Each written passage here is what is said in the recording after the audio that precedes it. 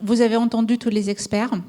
On a répété de points de vue différents les mêmes choses, c'est-à-dire prévention, hyper important, que les entreprises se rendent compte du risque cyber, qu'ils soient sensibilisés et surtout qu'ils mettent en œuvre le nécessaire pour se protéger. Parce que sinon, et qu'ils dénoncent aussi les cyberattaques, parce que sinon on n'a pas la connaissance de ce qui se passe dans notre pays, combien d'attaques, d'où elles viennent, est-ce que c'est à l'intérieur, est-ce que ça vient de l'étranger, quel type d'attaque, pour pouvoir agir et pour la justice et pour l'assureur, il est impératif de quantifier, de qualifier le risque. Et donc pour cela, il faut qu'il y ait des plaintes pour qu'on puisse visualiser comment réagir.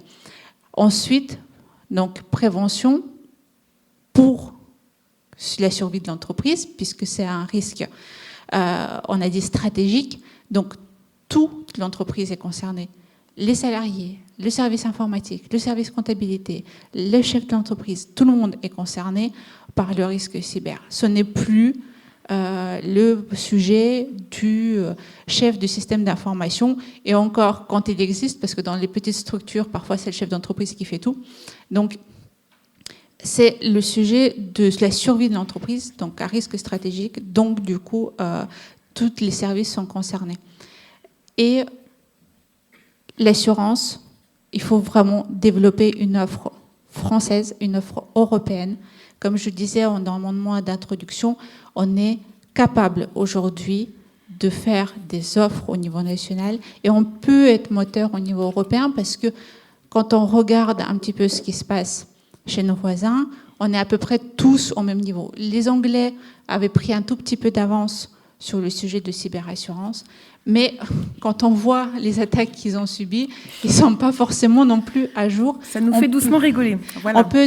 On peut être moteur parce que la prise de conscience, elle est générale, comme je disais, politique, comme police-justice, comme assureur, comme entreprise. On a une agence qui est hyper performante, l'une des plus performantes de l'Union européenne. Donc on peut aussi être moteur sur ce sujet-là avec nos amis allemands, nos amis estoniens. Donc il faut qu'on se protège globalement parce qu'on est interconnectés. On se souvient d'une attaque qui est partie d'une filiale d'une entreprise française en Ukraine et qui a fait beaucoup de dégâts en France. On est interconnectés. Il faut mettre en place le nécessaire.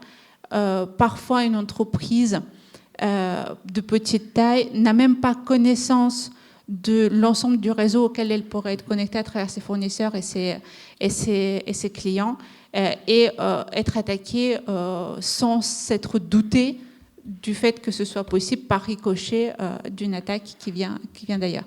Donc, prévention, assurance, développement d'offres, écosystème qui nous permettrait de faire une approche, une offre auprès des entreprises pour les sensibiliser.